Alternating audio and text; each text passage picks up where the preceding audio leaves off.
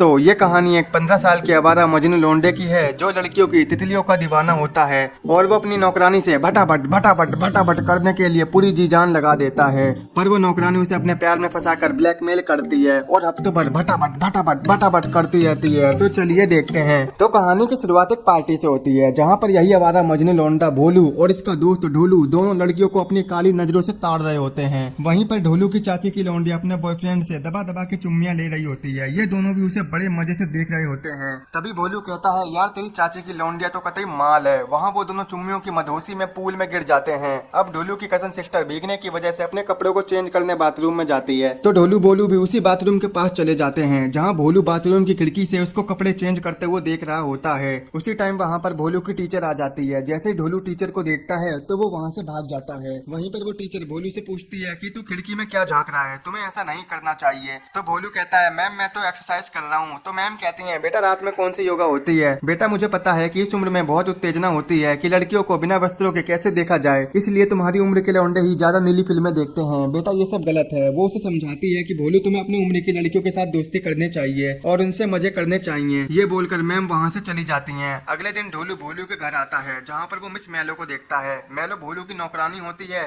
तो उसे देखकर ढोलू कहता है कि यार तेरी नौकरानी तो बहुत मस्त है, ऊपर से उसके खरबूजे भी जबरदस्त है, तेरे तो मजे ही आ गए। और फिर ये दोनों मैलो के बारे में गंदी बातें करने लगते हैं। वहीं पर हम लस्टर को देखते हैं जो कि भोलू का ड्राइवर होता है। आगे हम देखते हैं कि भोलू के डैड अपने बिजनेस की वजह से कुछ दिनों के लिए शहर से बाहर जा रहे होते हैं। तो भोलू और लस्टर एयरपोर्ट पर उन्हें छोड़ने जाते हैं। वहाँ पर भोलू के डैड उससे कहते हैं कि लस्टर की बातों को मानना और ज्यादा मस्ती मत करना। इसके बाद भोलू घर पर आ जाता है, लेकिन लस्टर उसे दरवाजे के पास छोड़ने की बजाय ग्राउंड में ही छोड़ देता है। यहाँ पर हमें समझ में आता है कि लस्टर भोलू को पसंद नहीं करता। अगले दिन हम भोलू को देखते हैं जो गार्डन में बैठकर मैगजीन पढ़ रहा होता है। तभी वहाँ पर मैलो आ जाती है और उससे बातें करने लगती है। वो उससे पूछती है, बाबू तुम्हें खाने में क्या पसंद है, मुझे बता दो, मैं तुम्हारे लिए बना दूंगी। लेकिन भोलू खाने के बारे में नहीं बल्कि मैलो के पैरों को ताड़ने में लगा हुआ था। उसके बाद हम देखते हैं कि लस्टर किसी मीटिंग के कारण बाहर जा रहा होता है। तभी मैलो वहाँ पर आती है और लस्टर से पूछती है कि क्या तुम मुझे शॉपिंग के लिए बाहर छोड़ दोगे। तो फिर लस्टर मैलो को लेकर चला जाता है। इसी मौके का फायदा उठाकर भोलू मैलो के रूम में चला जाता है। वहाँ पर वो कैमरा लेकर मैलो के सारे कपड़ों की फोटो क्लिक करने लगता है और साथ में वो मैलो की चड्डी भी सूंघता है। अब ये करके इसे कौन सा मजा आ रहा है ये तो इसे ही पता होगा। उधर हम लस्टर को देखते हैं जो कि मैलो से कुछ बातें कर रहा होता है। दरअसल ये दोनों एक प्लानिंग कर रहे होते हैं। तो लस्टर कहता है, उसे प्राइवेट लेसन दो, उसे अच्छे से पढ़ाओ। इन दोनों की बातों से हमें समझ में आता है कि भोलू के पापा के आने से पहले लस्टर मैलो के साथ मिलकर कुछ प्लानिंग कर रहा होता है।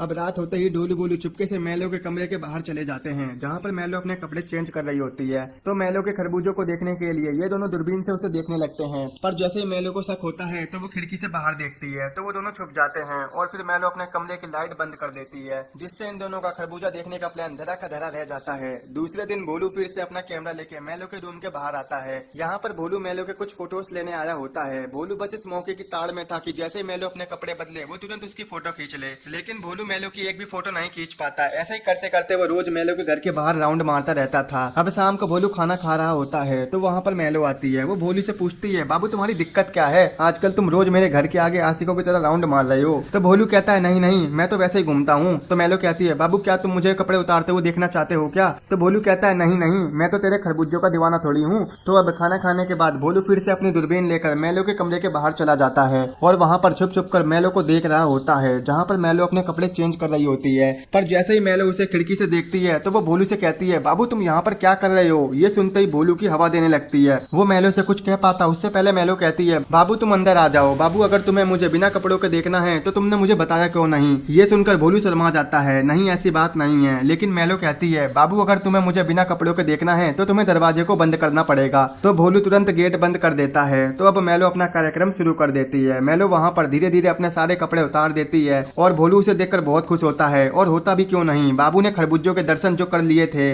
अब जैसे मैलो उसे अपनी चमगादड़नी दिखाती है तो वो बावला हो जाता है। तो मैलो कहती है, बाबू तुम्हें और देखना है? तो भोलू कहता है नहीं। तो मैलो कहती है, क्यों बाबू तुम्हें पसंद नहीं आया? तो भोलू कहता है बहुत आया। ये बोलकर वो वहाँ से भाग जाता है। भोलू जल्दी से अपनी साइकिल लेकर लेकर ढोलू के घर जाता है। यहाँ भोलू इतना खुश होता है कि वो ढोलू से कहता है कि यार तुझे क्या बताऊं, आज तेरे भाई ने मैलो की चमगादड़ देख ली जिसके पीछे हम 10 दिनों से पड़े थे। तो ढोलू कहता है जा जा हत्ती लगाकर सो जा। तो भोलू कहता है तू मान या ना मान, मैंने तो बहुत मजे किए। अगले दिन मैलो कपड़ों को प्रेस कर रही होती है तो वहाँ पर भोलू आता है और उसे इग्नोर करने लगता है। तो मैलो उससे पूछती है कि पिछली रात तुमने मुझे बिना कपड़ों के देखा था, कहीं इसी वजह से तुम मुझसे दूर तो नहीं भाग रहे? तो भोलू कहता है नहीं, मैंने तो खूब इंजॉय किया। तो मैलो उससे पूछती है कि आज रात तुम खाना खाने के बाद मेरे घर आओगे, हम कुछ बात करेंगे। अब यहाँ मैलो बातें करने नहीं बल्कि भोलू से भटाभट भटाभट भटाभट करना चाहती है। अब वहीं रात को भोलू मैलो के घर जाता है जहाँ मैलो नहा रही होती है। तो भोलू मैलो से पूछता है कि तुमने मुझे यहाँ क्यों बुलाया, तुम मुझसे क्या बात करना चाहती हो? तो मैलो भोलू से कहती है कि क्या आज रात तुम मेरे साथ सोना चाहते हो? हम दबा के भटाभट भटाभट भटाभट करेंगे और करते रहेंगे।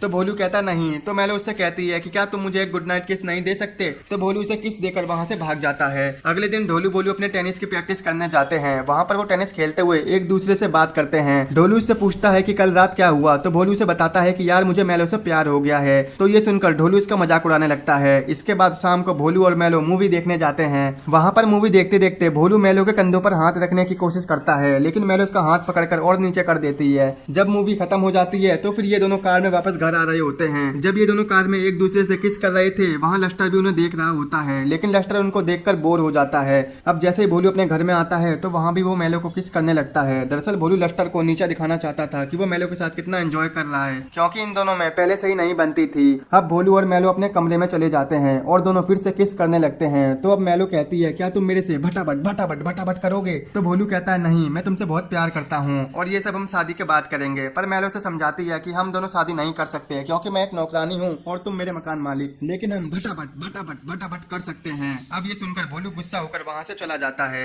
इसके बाद हम देखते हैं कि भोलू अब मैलो से बात नहीं करता और उसे इग्नोर भी कर रहा था जिससे मैलो को बहुत बुरा लगता है। तो फिर भोलू उसे मनाने के लिए उसके घर चला जाता है और वो मैलो से माफी भी मांगता है और फिर वो दोनों किस करते हैं और आज रात भोलू मैलो से भटाभट भटाभट भटाभट करने के लिए राजी हो जाता है। अब रात में ये दोनों भटाभट भटाभट भटाभट कर रहे होते हैं कि तभी मैलो बेहोश हो जाती है जिससे भोलू बहुत डर जाता है। अबे इसे क्या हो गया? वो मैलो को उठाने की बहुत कोशिश करता है लेकिन वो नहीं उठती। तो वो जल्दी से लस्टर को बुला के लाता है। वो मैलो को चेक करता है और कहता है अबे तूने क्या कर दिया, तूने तो मैलो को मार डाला, मैं अभी पुलिस को कॉल करके सब बता देता हूँ। तो भोलू कहता है नहीं यार तुम पुलिस को कॉल मत करो। भोलू लस्टर के सामने बहुत रोता है। वो कहता है कि अगर पापा को पता चल गया तो मेरा क्या होगा, प्लीज तुम मेरी मदद करो, तुम पुलिस को मत बुलाओ। तो फिर लस्टर भोलू की हेल्प करने के लिए राजी हो जाता है और अब ये दोनों मैलो को बेडशीट से बांधकर गार्डन के पास ले जाते हैं और वहाँ गड्ढा खोदकर उसमें मैलो को दफना देते हैं। अगले दिन जब भोलू गार्डन में जाता है तो वो देखता है कि वहाँ से मैलो की बॉडी गायब है जिससे भोलू बहुत डर जाता है। वो सीधा दौड़ते हुए लस्टर के पास जाता है और कहता है कि मैलो की बॉडी गार्डन से गायब है। तो लस्टर कहता है कि इसके बारे में मुझे कुछ भी नहीं पता, ये सारा तुम्हारा ही आइडिया था और तुम इस मैटर में मुझे ना ही घसीटो तो ही अच्छा होगा। ये सब सुनकर भोलू और भी ज्यादा घबरा जाता है।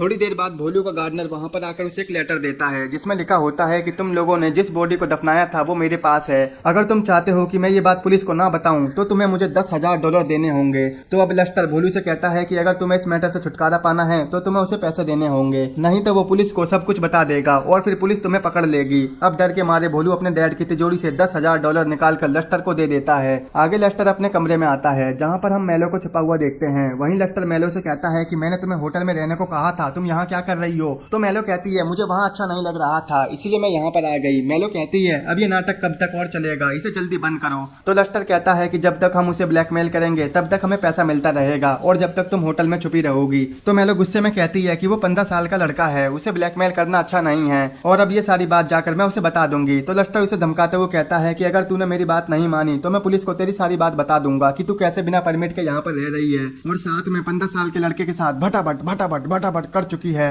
इस क्राइम के कारण तुझे यहाँ पर जेल भी हो सकती है। दोस्तों यहाँ पर आपको पता चला कि लस्टर पहले से ये सब प्लान कर रहा था ताकि वो भोलू को ब्लैकमेल कर सके। मैलो जब लस्टर के साथ कार में शॉपिंग करने जा रही थी तब वहाँ पर लस्टर और मैलो ने इस प्लान को बनाया था। एक दिन भोलू शाम को गार्डन में बैठकर मैलो को याद कर रहा होता है कि तभी उसके पीछे से वहाँ पर मैलो आ जाती है जिसे देखकर भोलू एकदम से बहुत डर जाता है। भोलू मैलो को देखकर वहाँ से भाग रहा होता है तो मैलो उसे रोककर कहती है कि तुम्हारे साथ जो भी हुआ है मैं उसके लिए माफी मांगती हूँ। तो भोलू कहता है कि तुमने मेरे साथ ऐसा क्यों किया, मुझे लग रहा था कि तुम मर गई हो, अगर तुमने ये सब पैसों के लिए किया था तो अब तुम्हारे पास पैसे हैं, तुम यहाँ से चली जाओ। तो मैलो भोलू को समझाते हुए कहती है कि ये सब प्लान लस्टर का था, उसी ने मुझे इस काम के लिए मजबूर किया था, लेकिन अब मैं उससे नहीं डरती, तुम चाहो तो मेरी कंप्लेंट पुलिस में कर सकते हो। लेकिन भोलू ये सब करने से मना कर देता है और कहता है पर मेरे डैड के $10,000 का क्या होगा, हमें वो पैसे वापस लेने होंगे। इसके बाद भोलू मेलो को लेकर अपने टेनिस कोच के पास जाता है, जहां मेलो कोच को समझाती है कि तुम्हें कैसे पुलिस बनकर लस्टर को धमकाना है और इससे $10,000 वापस लेने हैं। अब ये सब जानकर कोच उनकी हेल्प के लिए मान जाता है।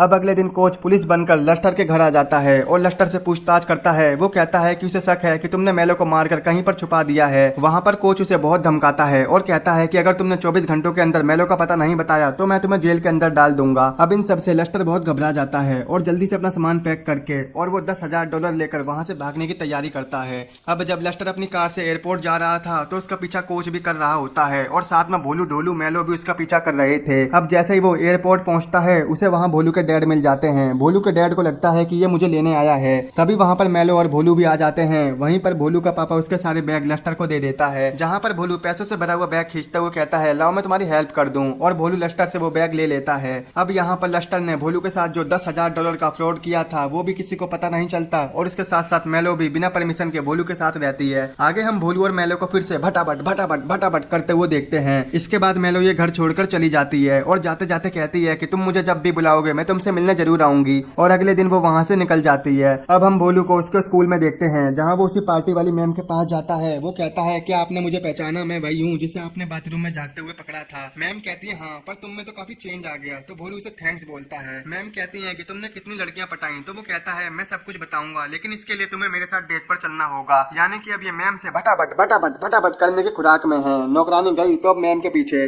और यहीं पर ये मूवी खत्म हो जाती है।